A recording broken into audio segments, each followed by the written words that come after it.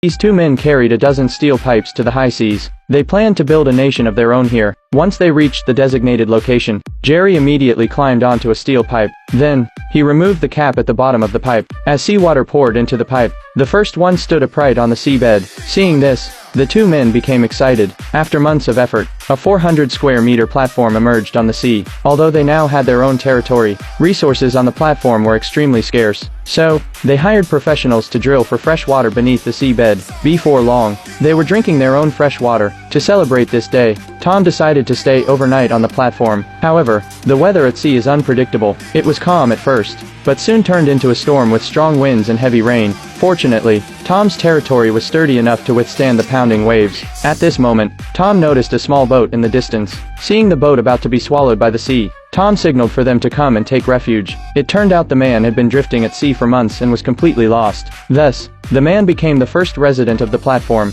With joint efforts, they built houses on the platform. Before long, a second resident moved in. John was a professional public relations officer, but had been abandoned by his country for fleeing the battlefield. He came seeking to join this new nation. It was with John's arrival that the platform was named the Rose Island Republic. They then placed a sign at the port and opened a route to Rose Island. Under John's management, visitors flocked to the island for tours and vacations. To encourage spending, Tom opened a bar and restaurant on the platform. Before long, a female resident joined them. As more tourists came to vacation, they quickly recouped the costs of building their nation. But one day, Tom's ex-girlfriend suddenly arrived on the island and revealed shocking news he couldn't accept. This is just a tiny resort. If he wants the world to recognize his country, they must form an independent government. Tom decided to become the president of Rose Island himself. The bearded man was in charge of foreign affairs, and his friend Jerry became the Minister of Internal Affairs. They soon submitted an application to the United Nations. The United Nations did not immediately reject the application, but they reported the matter to Italy, because even though their country was in international waters, it was still closest to Italy. To understand what was really going on, Italy sent 2 spies to Rose Island. But what no one expected was that even the spies were drawn to life on the island.